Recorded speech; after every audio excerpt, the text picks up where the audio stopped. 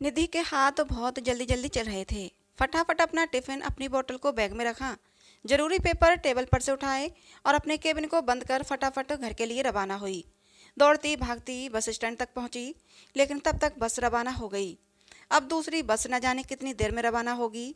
एक तो ये बस वाले भी ना, जब तक बस सवारी से पूरी तरह खचाखच भर नहीं जाती तब तक रवाना नहीं होते। पर अब तो कुछ कर नहीं सकती थी, इसलिए खाली बस में ही जाकर बैठ गई। वैसे भी वो और दिनों से आधा घंटा लेट हो चुकी थी और अब बस भरने के चक्कर में और आधा घंटा लेट हो जाएगी। पर अगर घर जल्दी नहीं पहुंची तो उसकी शामत आ जाएगी। घर में बैठे उसके सास और पति कुछ सुनने को तैयार ही नहीं होते। कमाऊ बीबी बहू सबको चाहिए, पर साथ ही वो सेवा करने वाली आज्ञाकारी आदर्शवादी भी होनी चाहिए। चाहे खुद का बेटा अवगुणों की खान हो। जहाँ शादी से पहले फक्र से सबको बताया जाता है कि बहू नौकरी करने वाली है, वहीं शादी के बाद यही नौकरी मुसीबत बन जाती है। खिड़की के बाहर झांकती हुई निधि को वो दिन याद आ गया जब वो समीर से शादी होकर इस घर में आई थी। घर रिश्तेदारों से भरा हुआ था। हर कोई निधि को देखने के लिए ललायत हो रहा था। आखिरकार पूरे परिवार में, या यूं कहें पूरी रिश्तेदारी में, वो पहली बहू थी जो नौकरी करती थी। ढोल नगाड़ों से उसका स्वागत किया गया था। सासू माँ शकुंतला देवी आगे बढ़कर उसकी बलैयां ले रही थीं और ननद सुप्रिया तो इतना इतना कर अपने सभी दोस्तों से अपनी भाभी को मिलवा रही थी। कितने फक्र से अपनी सहेलियों को बता रही थी, अरे मेरी भाभी बैंक में जॉब करती हैं और तुम्हें पता है हमारे पूरे परिवार में वो पहली बहू हैं जो नौकरी करती है। इधर सास शकुंतला जी भी रिश्तेदारों में सीना चौड़ा करके बड़े घमंड से सबको बता रही थी, अरे मेरी बहू ने बहुत मेहनत की है तो नौकरी क्यों ना करें। भाई हम तो उन लोगों में से नहीं जो बहू को घर में बिठा कर रखें। अगर बच्ची ने बेटे के बराबर मेहनत की है तो उसको भी तो उसका फल मिलना ही चाहिए। भाई हमारे लिए तो बेटा बेटी बहू सब एक समान है। निधि भी उन लोगों की बातें सुन सुनकर खुद पर गर्व महसूस कर रही थी। जब तक छुट्टियां थीं तब तक तो सब ठीक रहा, लेकिन इन सब बातों के ढोल के पौल कुछ दिन बाद ही निकल गए। जब निधि ने शादी के लिए ली हुई अपनी छुट्टियों के बाद नौकरी वापस ज्वाइन की, निधि को सुबह जल्दी उठकर सारे घर के काम करके ऑफिस जाना पड़ता था। ऑफिस में काम करने के बाद जब वो घर आती तो हर कोई उसी का इंतजार कर रहा होता था। घर के कामकाज सिर्फ और सिर्फ उसी की जिम्मेदारी थे। आखिर वो बहू थी। एक दिन उसे ऑफिस से निकलने में देर हो गई। घर पहुंचते पहुंचते काफी वक्त लग गया। घर पर देखा तीनों माँ बेटे बेटी हॉल में ही बैठे हुए थे और सबके मुंह फूले हुए थे। उसे देखते ही शकुंतला जी ने कहा, बहू ये कोई वक्त है घर आने का? तुम्हारे चक्कर में यहाँ सब भूखे बैठे हुए हैं।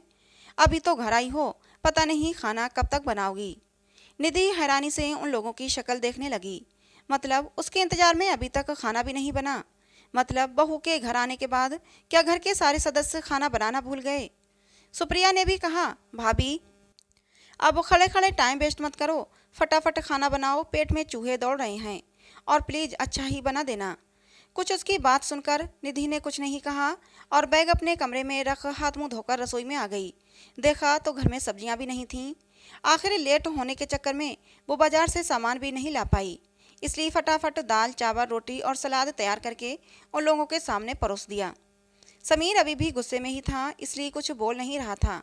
खाने को देखते ही सुप्रिया ने कहा, ये क्या भाभी, आपने दाल चावल बना लिए, कोई और सब्जी बना लेती साथ में, इससे तो मेरा पेट नहीं भरता। मुझे नहीं खाना ये सब, मैं तो पिज्ज़ा ऑर्डर कर रही हूँ। कहकर सुप्रिया ने अपना मोबाइल लिया और पिज्ज़ा ऑर्डर करने लगी। निधि से रहा नहीं गया तो उसने कहा, दीदी घर में सब्जियां नहीं थीं, इसलिए दाल चावल बना लिए। और जब पिज्ज़ा ही ऑर्डर करना था तो खाना क्यों बनवाया? ये तो आप पहले भी ऑर्डर कर सकती थीं। उसकी बात सुनकर आंखों में आंसू लिए शकुंतला जी बोली, मेरी तो किस्मत ही खराब है। घर में बहू आई लेकिन कोई सुख नहीं। दिन भर इनका घर संभालो और ऊपर से खाने को मिलता क्या है, ये दाल रोटी। और ऊपर से अब तो मेरी बेटी का पिज्ज़ा भी भारी पड़ने लगा है। मम्मी जी मैंने ऐसा क्या कह दिया जो आप आंसू बहाने लगीं? निधि का इतना बोलना हुआ कि समीर ने जोर से चिल्लाकर कहा, ये कोई वक्त है तुम्हारे घर आने का? नौकरी पर जाती हो तो इसका मतलब ये नहीं कि अपनी मनमानी करने लग जाओ। अगर घर में ढंग का खाना बनाकर नहीं खिला सकती हो तो फिर जरूरत ही क्या थी तुम्हारी इस घर में? ऊपर से मम्मी से बहस किए जा रही हो। समीर मैंने ऐसा क्या कह दिया जो तुम इस तरह मुझ पर चिल्ला रहे हो? निधि ने भी थोड़ी तेज आवाज में कह दिया। बस फिर क्या था? समीर ने सीधा एक थप्पड़ निधि के गाल पर रसीद कर दिया। अचानक पड़े इस थप्पड़ से निधि हक्की बक्की रह गई। समीर तो थप्पड़ मारकर अपने कमरे में चला गया। पीछे से शकुंतला जी भी सुनाने में कमी नहीं कर रही थीं। अरे, ऐसे कोई अपने पति से बात करता है क्या? संस्कार नाम की कोई चीज नहीं है? थोड़ी देर अपनी जबान बंद नहीं रख सकती थीं? अब ऐसे ही हरकत करेगी तो थप्पड़ तो पड़ेंगे ही। खुद की गलती किसी को दिखेगी नहीं, लेकिन बदनाम मेरे बेटे को कर दिया जाएगा। वो भी बड़बड़ाती हुई अपने कमरे में चली गई और सुप्रिया कुटिल मुस्कान के साथ अपने कमरे में। पीछे रह गई आंसू बहाती हुई निधि। एक पल के लिए लगा कि अपना सामान बांधे और सीधे मायके रवाना हो जाए, पर फिर ये सोचकर रह गई कि पापा तो है नहीं और मम्मी तो खुद भाई भाभी की मोहताज हैं। भला मेरा क्या साथ दे पाएंगी? उल्टा भाभी ही उन्हें दो बातें और सुना देंगी। आखिर आंसू बहाती हुई निधि अपने कमरे में आ गई। जब दूसरे दिन निधि ऑफिस के लिए रवाना नहीं हुई तो समीर ने पूछा, तुम ऑफिस नहीं जा रही हो क्या? निधि ने कहा, सोच रही हूँ कि नौकरी छोड़ दूँ और घर संभाल लूँ। समीर को लगा कि कहीं निधि नौकरी न छोड़ दे, इसलिए उसने निधि से अपने किए के लिए माफ़ी मांग ली। निधि को भी लगा कि सब कुछ ठीक है और उसने भी समीर को माफ़ कर दिया। पर अब तो ये अक्सर ही होने लगा था। समीर अपने गुस्से पर काबू नहीं करता था और निधि पर हाथ उठा देता था, पर बाद में माफ़ी जरूर मांग लेता था। इधर निधि भी हर बार बर्दाश्त कर रही थी, इसलिए सास और ननद को भी पक्का विश्वास हो गया था कि निधि घर छोड़कर नहीं जाएगी। अब तो अक्सर ये होता था कि सास और ननद अपनी बात मनवाने के लिए भी समीर का इस्तेमाल करने लगी थीं। पता नहीं आज क्या होने वाला था। सोचते सोचते 2 घंटे बाद निधि अपने घर पहुंची। घर में जिस तरह की शांति पसरी हुई थी, उससे कुछ बड़ा होने की आशंका से निधि का मन घबरा रहा था। निधि घर में घुसती है तो देखती है कि समीर गुस्से में बैठा हुआ होता है, जबकि सास शकुंतला जी और सुप्रिया सोफे पर बैठी हुई होती हैं। पर उसे सबसे ज़्यादा हैरानी ये देखकर होती है कि उसके भैया भाभी भी वहाँ बैठे होते हैं, जो बड़े गुस्से से निधि की तरफ देख रहे होते हैं। निधि को तो एहसास हो ही जाता है, जरूर इन्हीं लोगों ने भैया भाभी को यहाँ बुलाया है, वरना आज उसकी शादी को 5 महीने हो गए हैं, पर अपनी मर्जी से दोनों कभी उससे मिलने भी नहीं आए और आज अचानक। पर फिर भी निधि खुद को संयत करके बोली, भैया आप यहाँ आज अचानक आखिर कैसे आना हुआ? इससे पहले कि भैया कुछ कहते, भाभी उस पर चिल्लाते हुए बोली, क्या इसी दिन के लिए तुम्हारी शादी की थी? ससुराल वालों के सामने बेइज्जत करो, अच्छा नाम कमा रही हो ससुराल में। निधि ने शांतिपूर्वक अपनी भाभी से कहा, भाभी हम आराम से भी बात कर सकते हैं। आखिर बात क्या है जो आप इस तरह से मुझे सुना रही हैं? निधि की बात सुनकर उसकी सास शकुंतला जी बीच में ही बोली, देखो कितना त्रिया चरित्र दिखा रही है आपकी बहन। राम राम राम, पूछो इससे इतनी देर से कहाँ थी? भला ये ससुराल में रहने वाली बहुओं के लक्षण हैं। उनकी बात सुनकर निधि का दिमाग घूमने लगा। मन ही मन वो सोचने लगी कि ये औरत तो बात को कहाँ से कहाँ लेकर जा रही है। यहाँ मेरे चरित्र से संबंधित कोई बात ही नहीं थी, पर फिर भी। इतने में समीर हाथ जोड़कर खड़ा हो गया और उसके भाई भाभी से बोला, मुझे माफ़ कीजिए, आप अपनी बहन को यहाँ से ले जा सकते हैं। मुझसे जितना निभ सकता था मैंने निभा लिया, अब मैं और बर्दाश्त नहीं कर सकता। ये तो उसका रोज का है, ऑफिस का तो सिर्फ नाम है, पर पता नहीं कहाँ मौज मस्ती करती फिरती है और यहाँ मेरी माँ और बहन घर के काम काज में लगी रहती हैं। कैसी दिन के लिए मैं इसे यहाँ लेकर आया था? अरे नहीं नहीं नहीं समीर जी, हमारी बात तो सुनिए, हम समझाते हैं इसे अभी। अगर नहीं समझी तो 2 थप्पड़ लगाकर समझाएंगे इसे, पर आप थोड़ी शांति बनाए रखो, भाभी बीच में ही बोली। फिर निधि के भैया से बोली, अरे बैठे बैठे क्या देख रहे हो, बोलते क्यों नहीं? क्या समाज में अपनी नाक कट जाने का इंतजार कर रहे हो? मैं कह देती हूँ, अगर इसका घर बिगड़ गया तो। आखिर भाभी बोलते बोलते चुप हो गईं। कहीं उनके मन की वह बात मुंह पर आ जाती तो? आखिर ननद का घर बिगड़ जाता तो वो वापस मायके आकर बैठ जाती। बस इसी डर से चुप हो गई। आखिर भाभी की डांट सुनकर भैया भी बोले, ये मैं क्या सुन रहा हूँ निधि, तुझे हमारी इज्जत का कोई ख्याल है या नहीं? अरे बेटियां तो अपने मायके की इज्जत के लिए क्या से क्या बर्दाश्त कर जाती हैं, और तुझे देखो। अच्छा, क्या से क्या बर्दाश्त कर जाती हैं भैया, बताएंगे मुझे? भाभी को देखकर तो कभी नहीं लगा कि उन्होंने अपने ससुराल में कुछ बर्दाश्त किया है। उल्टा मेरा मुंह मत खुलवाइए आप, मुझे यहाँ आकर एडवाइस कैसे दे सकते हैं आप लोग? निधि ने आंखों में आंसू भरकर कहा, लो यही दिन देखने बाकी रह गए थे, जब आपकी बहन आपकी सगी नहीं तो हमारी क्या सगी होगी? अब तो साबित हो गया ना, या अभी भी आपको कोई सबूत चाहिए? शकुंतला जी ने अपना हाथ नचाते हुए कहा, अरे मैं भी तो निभा रही हूँ तुम्हारी माँ के साथ, पर मजाल है कोई मुझसे कुछ कह दे, भाभी ने कहा तो निधि ने जवाब दिया, आपको कोई कुछ नहीं कह सकता भाभी। और कैसे रह रही हो आप माँ के साथ, ये सभी को अच्छे से पता है। आपके किस्से तो हमारे अड़ोस पड़ोस तक में मशहूर हैं, इसलिए आप ना ही बोलो तो अच्छा है। क्योंकि अगर आपके जैसी बहू इन लोगों को मिली होती ना, तो इन लोगों को आटे दाल का भाव पता चल जाता। इतने में उसके भैया कुछ कहने को हुए तो निधि ने हाथ जोड़ लिए। मेरा आपसे एक ही निवेदन है कि आपको मेरे घर के मैटर में बोलने की कोई ज़रूरत नहीं। जो अपनी माँ के लिए नहीं बोल पाए वो मेरे लिए क्या बोलेंगे। भैया माफ़ करो, पर मैं अपना खुद देख लूँगी। वैसे भी आपने मुझे अपने पैरों पर खड़ा किया है, तो थोड़ा तो मुझ पर विश्वास करो। आखिर भैया गर्दन झुकाए खड़े हो गए और दरवाजे की तरफ रवाना होते हुए एक बार निधि के सिर पर हाथ रखा और फिर घर के बाहर निकल गए। अब भाभी रुककर वहां क्या करती, इसलिए वो भी पीछे पीछे पैर पटकती हुई रवाना हो गईं। दोनों के जाने के बाद निधि ने उन तीनों चेहरों की तरफ देखा। तीनों अभी भी मुंह फुलाए हक्के बक्के से खड़े थे। निधि ने बड़ी ही शालीनता से कहा, आप लोगों को क्या लगता है मुझे बोलना नहीं आता? ये आप लोगों की बहुत बड़ी गलतफहमी है। ये मेरी माँ के संस्कार हैं कि मैं चुप हूँ। मैं इस रिश्ते को शांतिपूर्वक निभाना चाहती हूँ, पर इसमें आप सभी के सहयोग की ज़रूरत है। पर मुझे लग रहा है कि ये रिश्ता सिर्फ मैं निभा रही हूँ। आप लोग तो शायद मुझे इस घर में रखना भी नहीं चाहते, इसलिए आप लोगों ने आज मेरे चरित्र पर भी उंगली उठा दी। पर आप भूल रहे हैं, जो औरत बर्दाश्त कर सकती है, जब वो अपनी वाली पर आ जाएगी तो क्या से क्या कर जाएगी, इसका आपको अंदाजा भी नहीं है। अगर मेरे चरित्र पर उंगली उठाई तो मैं जवाब भी दूंगी, कहकर अंदर कमरे में जाने लगी तो समीर ने उसका हाथ पकड़ लिया और जोर से मोड़ दिया, और जिसके कारण निधि की चीख निकल गई। समीर निधि पर चिल्लाते हुए बोला, बहुत ज़्यादा जबान चलने लगी है तेरी। हमें एडवाइस दे रही है, हाथ पैर तोड़ दूंगा ना, तब समझ में आएगा तुझे। कहते हुए समीर ने निधि को जोर से धक्का देते हुए नीचे गिरा दिया। एक तो निधि का हाथ मुड़ गया, ऊपर से इतनी जोर से धक्का लगा कि जमीन से सिर भी टकरा गया, जिसके कारण निधि दर्द से करहा उठी। उसे दर्द से कराहती हुई देख शकुंतला जी बोली, बेटा एक बार सबक सिखा ही दे इसे।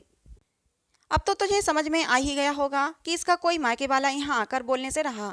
बहुत ज़्यादा ही जबान चल रही थी इसकी अपने भैया भाभी के सामने। शकुंतला जी की बात सुनकर समीर भी निधि को घूरते हुए बोला, बस मम्मी, आज इसका इलाज कर ही देता हूँ। अपने आप को समझती क्या है ये? नौकरी करती है तो अपने आप को पता नहीं क्या समझती है। आज इसको बता ही देते हैं कि ससुराल में कैसे रहा जाता है।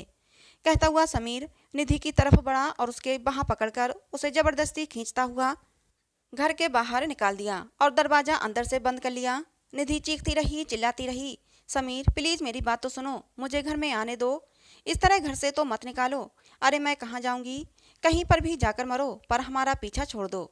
या तो शराफत से बहू की तरह रहना सीख लो और जैसे हम कहें वैसे रहो, या फिर कहीं और का रास्ता नाप लो। समीर भी अंदर से चिल्लाते हुए बोला, अरे मम्मी कब तक ये तमाशा चलेगा? मुझे बहुत जोर से भूख लगी है। अब उसे तो तुम लोगों ने बाहर निकाल दिया, खाना कौन बनाएगा? सुप्रिया ने कहा। तो शकुंतला जी समीर की तरफ देखते हुए बोली, अरे बेटा छोड़ उसे, सुबह तक तो उसकी अकल ठिकाने आ ही जाएगी, तो सुबह का खाना तो वो बना लेगी। पर अभी तो भूख लग रही है, बाहर से ही खाना मंगा दे, तो कुछ खाकर आराम करें, बहुत थक गए हैं। शकुंतला जी ने कहा। समीर ने भी खाना ऑर्डर किया और सोफे पर आकर बैठ गया।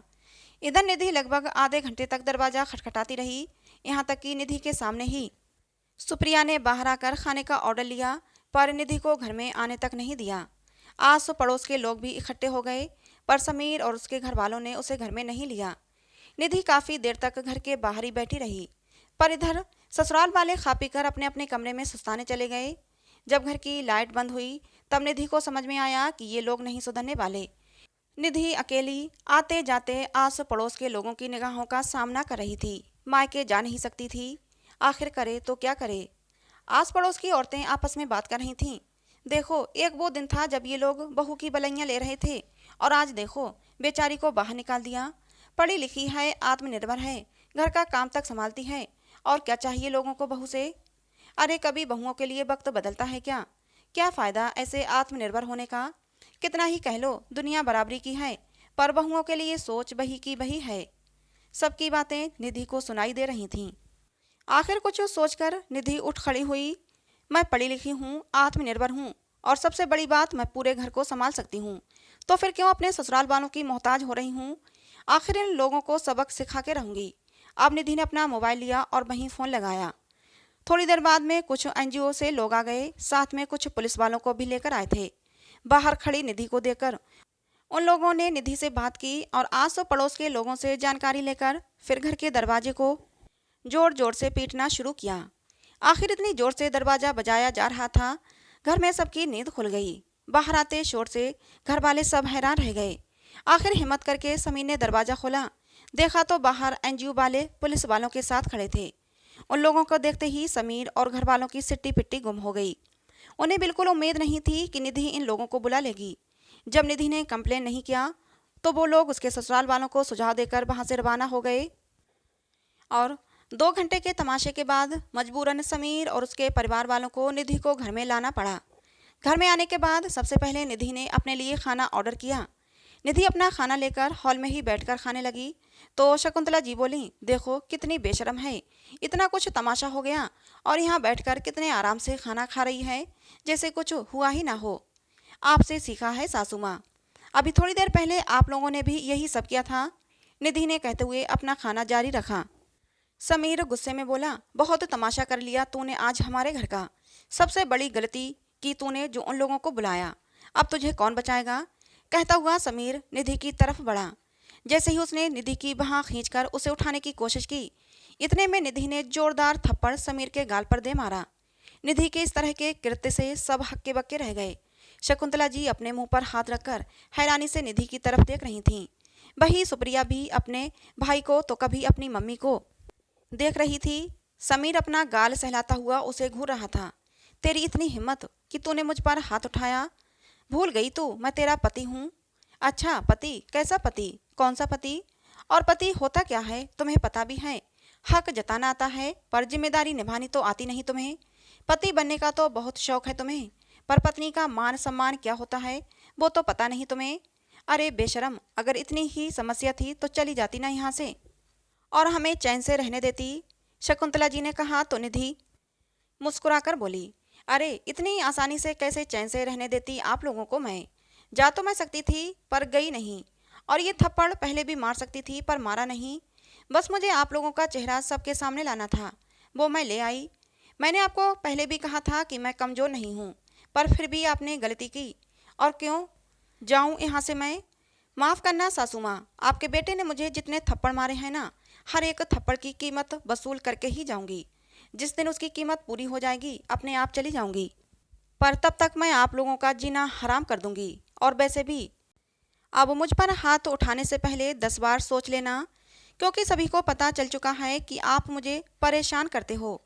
कल को अगर मेरे साथ कुछ भी होता है ना, तो सबसे पहले आप लोगों को जवाब देना पड़ेगा, फिर आप जाने और आपका काम। समीर कुछ कहने को हुआ तो निधि ने हाथ दिखाकर उसे रुकने को कहा। अभी मुझे बहुत ज़ोर से भूख लग रही है, मुझे खाना खाने दो। और हाँ सासू माँ, कल से आपके घर का काम आप खुद ही संभाल लेना या अपनी बेटी से करवा लेना। अब ना तो मैं आपकी मुफ्त की नौकरानी हूँ और ना ही अपनी कमाई आप लोगों को देने वाली। अब मुझसे जितना होगा उतना ही करूँगी, निधि ने कहा और चुपचाप खाना खाने बैठ गई। पर किसी की हिम्मत नहीं थी कि उसे उसकी जगह से तो उठा दें, क्योंकि सबको समझ में आ चुका था कि आज बहू बोल चुकी है तो अब चुप होने वाली नहीं। एक वो दिन था और एक आज का दिन है। निधि के ससुराल वालों की हिम्मत नहीं हुई उसे दोबारा परेशान करने की। सच में दोस्तों, जब तक आप नहीं बोलोगे तब तक लोग आपको परेशान करते रहेंगे। जिस दिन आपने बोलना शुरू कर दिया उस दिन उन लोगों की हिम्मत भी नहीं होगी आपको परेशान करने की। तो दोस्तों, ये कहानी आपको कैसी लगी कमेंट बॉक्स में ज़रूर बताना। पसंद आई हो तो प्लीज़ लाइक करना। ऐसी और कहानियों के लिए हमारे चैनल को भी सब्सक्राइब करना। मिलते हैं दोस्तों अगली किसी नई कहानी में। कहानी को अंत तक सुनने के लिए आप लोगों का बहुत बहुत धन्यवाद।